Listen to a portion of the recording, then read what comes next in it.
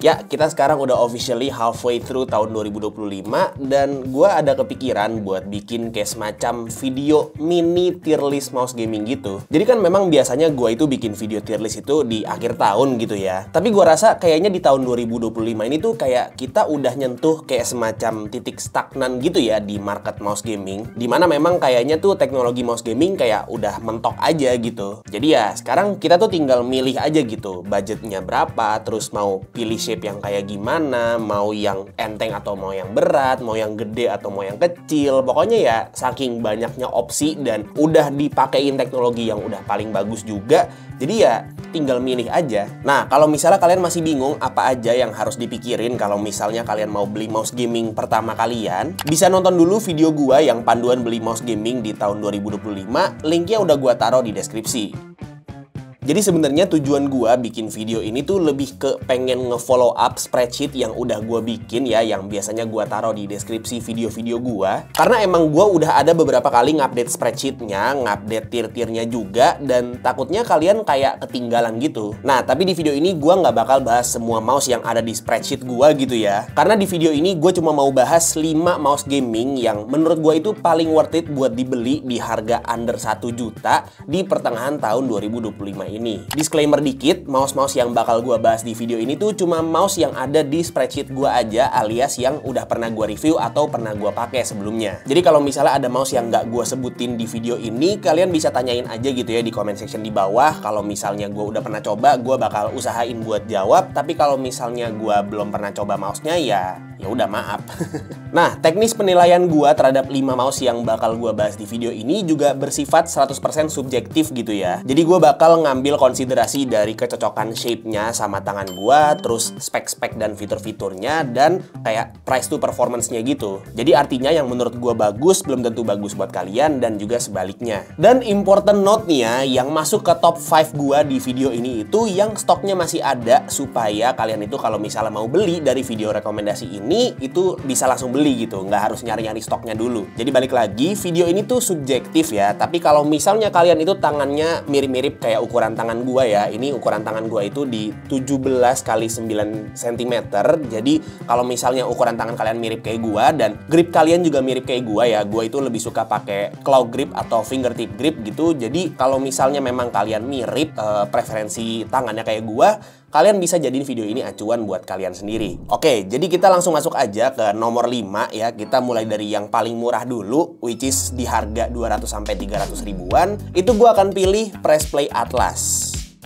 Sebenarnya di range 200-300 ribuan ini sekarang udah banyak ya pilihannya. Udah banyak variasi shape juga. Bahkan sempat ada clone-nya G Pro Superlight segala, tapi stoknya udah goib ya. Tapi ini hal bagus ya, karena artinya sekarang itu kaum kere-hore ya, kaum-kaum yang budget 200-300 ribu, itu udah jadinya bisa pilih-pilih shape gitu kan. Mau yang ambi, mau yang ergo itu ada, mau yang gede, mau yang kecil ada gitu. Di range harga 200-300 ribuan. Tapi balik lagi, kalau misalnya kita ngomongin soal fitur dan harga, gua harus kasih mahkotanya ke Press Play Atlas ya. Under 300 ribu kalian udah dapat mouse PAW 3311 yang artinya udah cukup bisa buat main game kompetitif, triple mode connection, dan udah dapat charging dock juga. Shape-nya ergo dan lumayan gede sih ya dimensinya. Tapi gue pribadi emang suka sama mouse ergo, jadi walaupun dimensinya agak gede, di tangan gue tetap masuk gitu. Jadi ya nomor 5 itu Press Play Atlas.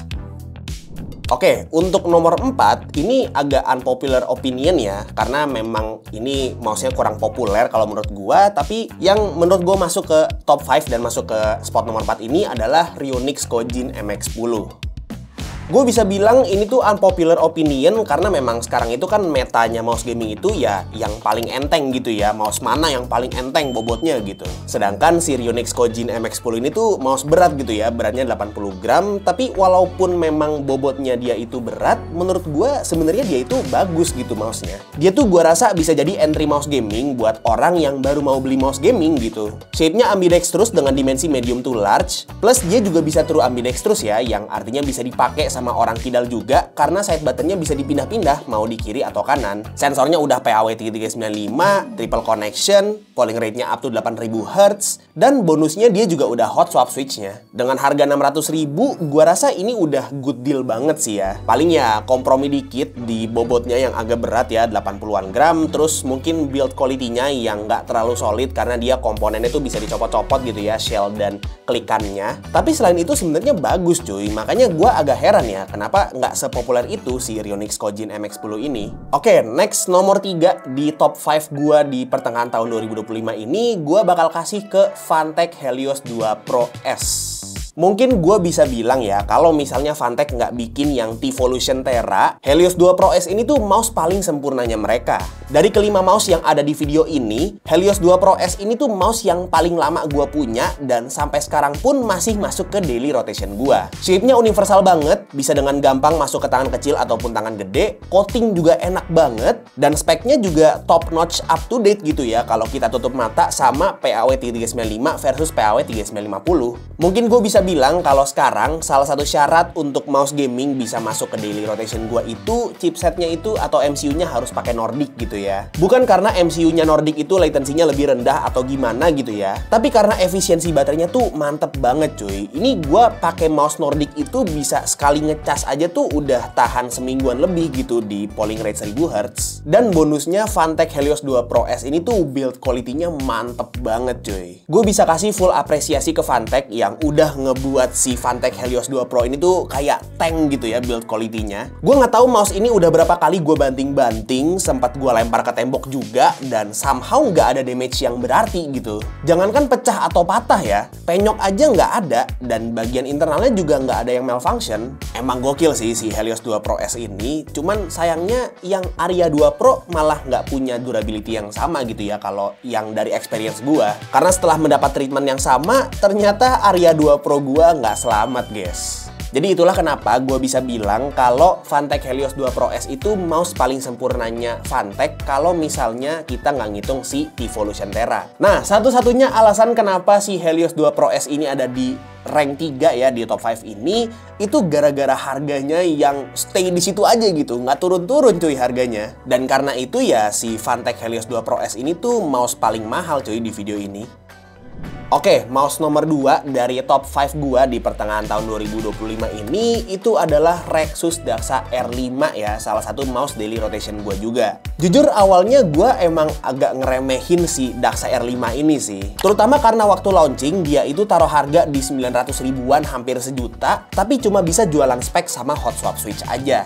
Ya, gua nggak bilang speknya nggak bagus atau gimana sih, sebenarnya speknya emang udah bagus banget ya. Tapi kayak nanggung gitu speknya, coatingnya juga masih biasa-biasa aja, dan itu faktor penting ya kalau udah masuk ke price range segini. Tapi sekarang gue lihat di beberapa reseller dia harganya udah nyentuh under 900 ribu, yang bikin menurut gue itu dia jadi jauh lebih worth it sih. Jadinya rasanya tuh bisa dimaafin gitu ya pemakaian MCU Nordic 52833 dan coatingnya yang biasa aja gitu ya di harga segitu. Dan jadinya juga kita bisa lihat spek lainnya kayak semacam bonus gitu. Sensornya pakai PAW3950 which is yang paling canggih so far ya. Polling rate juga up to 4000 Hz, switch-nya juga hot swap dan dikasih 4 switch tambahan, plus shape-nya juga cukup universal. Secara build quality juga menurut gue ini cukup oke ya. Kebetulan mouse ini juga udah sempat gue banting-banting. Jujur memang nggak sekuat Phantek Helios 2 Pro S ya, karena waktu abis gue banting-banting itu side button-nya sempet nggak nyala gitu. Tapi ternyata pas gue bongkar memang cuma joystick cable-nya aja yang copot, dan setelah gue pasang lagi udah bener seperti semula lagi. Jadi untuk under 900 ribu, gue rasa Daxa R5 ini cukup bisa nyaingin Helios 2 Pro S ya, karena secara shape itu lumayan mirip, tinggal pilih aja karena secara spek juga mereka kayak saling melengkapi gitu ya.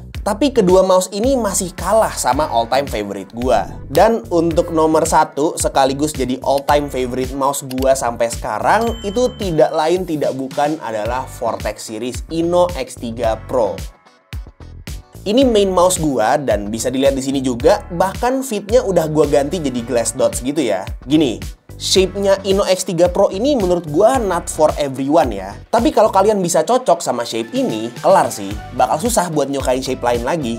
Buat gua pribadi, gua itu paling nyaman pakai si Inno X3 Pro ini karena enak banget cuy gonta-ganti dari claw ke fingertip grip tuh rasanya seamless banget, no effort whatsoever. Coatingnya juga udah mantep. plus top of the line specs gitu ya. PAW 390 Max, MCU Nordic 52840, polling rate juga up to 8000 Hz, bobotnya cuma 43 gram, dan itu semua dibalut dengan harga 700 ribuan doang. Jadi ya nggak heran gitu kalau mouse ini tuh sempet goib gitu stoknya. Untuk build quality-nya juga udah gua tes banting-banting itu aman ya. Cuman memang belum sempet gua lempar-lempar gitu ya kayak si Fantech Helios 2 Pro S, karena jujur aja gua agak eman gitu ya, agak sayang sama mouse yang satu ini. Cuman dari tes banting sih so far aman ya. Jadi kalau kalian ukuran tangannya tuh mirip kayak gua dan gripnya juga mirip kayak gua juga, gua rasa si Vortex Series Ino X3 Pro ini kayak mouse yang paling oke sih buat masuk ke tangan kalian. Apalagi dengan spek kayak begitu, harganya cuma 700 ribuan aja gitu kan. Jadi kalau kalian ada budgetnya, gue saranin buat ambil aja gitu ya langsung ya sebelum stoknya habis lagi, dan kalian bakal ngerasain gitu seberapa enaknya shape si Ino X3 Pro ini.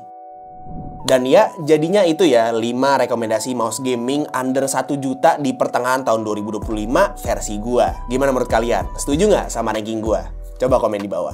Nah, buat kalian yang mau lihat ranking gua yang lebih lengkap lagi, kalian bisa cek spreadsheet gua yang udah gua taruh di deskripsi di bawah ya. Dan kalau misalnya kalian mau beli mouse dari video rekomendasi ini, link pembelian dari mouse-mouse yang udah gua bahas juga udah gua taruh di deskripsi di bawah. Jadi kalian langsung cek aja. Paling segitu aja ya untuk video kali ini. Semoga video ini bermanfaat buat kalian semua. Like kalau kalian suka videonya, dislike kalau nggak suka, dan jangan lupa subscribe supaya kalian nggak kelewatan video gua yang selanjutnya. Kita ketemu lagi di video selanjutnya. It's me, Tommy, and as always, peace out.